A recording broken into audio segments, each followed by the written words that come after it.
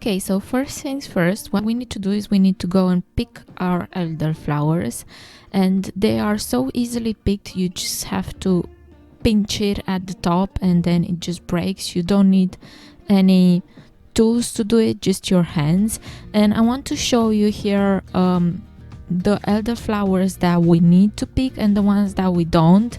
So let me show you. Basically this one, the ones that look like this, they're not done yet because they're not open, as you can see. So these ones we're just going to leave in the tree because we don't need. Also these ones that look like this, a bit brownish, these are past their time, so we are going to leave in the tree also.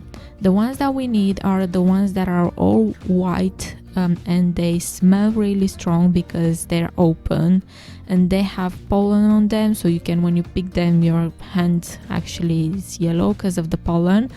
So in the same tree you can have ones that are not open, ones that are past the time, and ones that are perfect for picking. So once you pick them, you're just going to lay them out on a tea towel and just leave them outside for a bit, so all the bugs and all the insects that are in the flowers go about their merry way, and then you can use the flowers. And then afterwards, with the scissor or with your hand, whatever you want, we're just going to cut off all the flowers from the stem. And this process is recommended. I do it every time because this way we are going to only use the flowers, and the flowers are the ones that carry all the scent, all the aroma and every goodness that we want. The stem are not so delicious, so we need to eliminate the stem as much as we can. And I'm using here a measuring cup, and this is like one pint measuring cup, and I'm going to press on it so it fits as much flowers as it can, and I'm going to fill it up. And I actually measured it for you guys, so it's about 150 grams of only flowers with no stem. So that's how much you will need for the quantity that we're making. But if you want and you don't have the time, you don't have the patience to cut off the flowers from the stem, you can use them with the stem, there's no problem. We're just going to use a bit more flowers. And now let's get on to the recipe. So you're going to need 3 liters of boiling water. Then we're going to need 1 kilogram of white sugar, the zest and the juice from 4 lemons, unwaxed if you can find, and 50 grams of citric acid, and of course our elderflowers. So what we're going to do is we're going to pop our sugar into the boiling water, all of it. So 1 kilogram of white sugar we're going to just dunk into the boiling water. And then we are going to add the citric acid. This is optional, but I strongly recommend it because it's going to act as a preservative for our elderflower cordial. And then we are going to add the zest of the 4 lemons. I have here double quantity, so I'm trying to split it so I can put half here and half in the other pot that I'm going to do. And of course we're going to add the juice from the lemons. And again, I have here double quantity, so I'm going to leave some in the measuring cup for the next batch. And then we are just going to stir everything together, stir until all the sugar and the citric acid is dissolved, because we need that to be completely dissolved.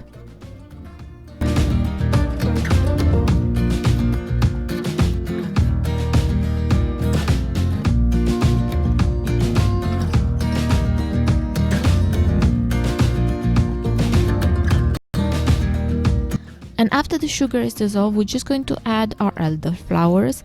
So I have here double quantity again, but you are going to have to use about 1 pint of elderflowers if they're cut, about 1.5 pints if they're not. So that's about 150 grams if they are cut like I have them, or about 250 if they're not. The quantity of elderflowers is relative, so you can put more or less. So after we've done that, we're just going to leave it sit for 24 hours. I repeat, 24 hours you're going to leave it. You're not going to do anything to it, and then you're just going to come back to this amazing thing that is this elderflower cordial. And then what we need to do is we need to transfer it to bottles. So we're going to need a funnel for that. We're going to need a muslin cloth, and I also have a bowl, so I can put the elderflowers in the bowl. So we're going to need a glass bottle, and that is really important for the bottle to be glass, because we have another step after this, and you won't be able to do that step if you use a plastic bottle. So what you're going to do is you're going to put a muslin cloth over the funnel. You can also use a sieve if you want, which I did, just to make sure that I got off all the impurities, but you don't need to. You can only use the muslin cloth and the funnel. So you're going to sieve everything and put everything through the cloth, so you can get all the impurities out, and you only get the cordial. So you're going to squeeze the elderflowers also.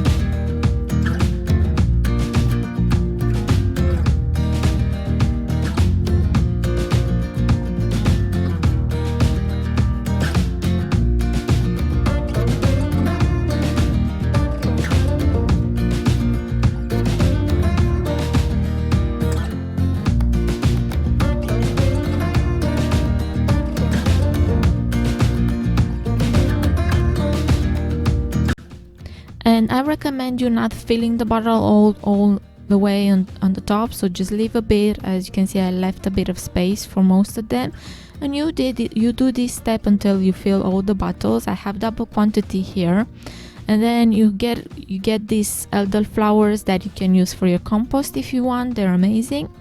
So now we get to the second step, and this is optional, but if you want your cordial to last a long time in your pantry, then I recommend you doing this step. So you're going to need a tea towel, and you're going to put it on a pan. Just put it in a pan, and then what you're going to want to do is take your bottles, and that's why you need glass bottles. So you're going to put the bottles over the tea towel in the pan. So you need a deep pan, and you're going to fill this up with water.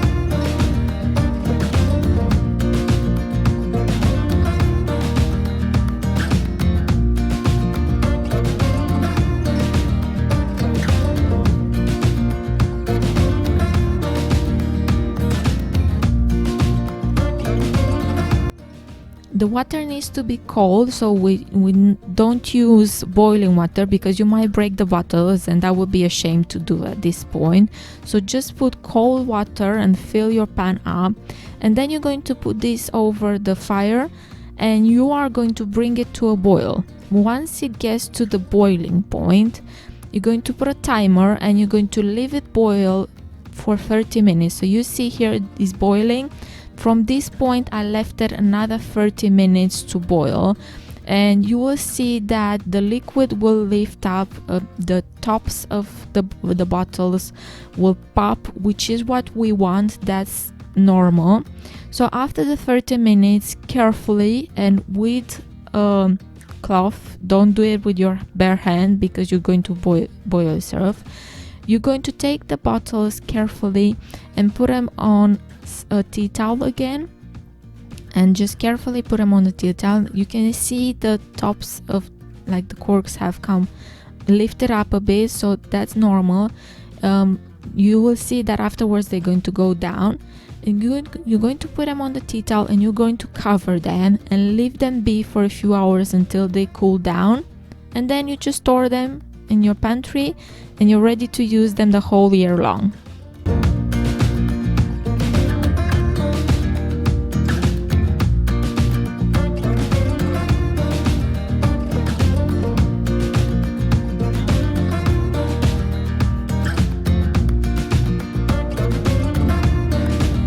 That is it. Thank you very much for watching. If you like this recipe, don't forget to give it a thumbs up, and I'll see you in the next one. Bye bye.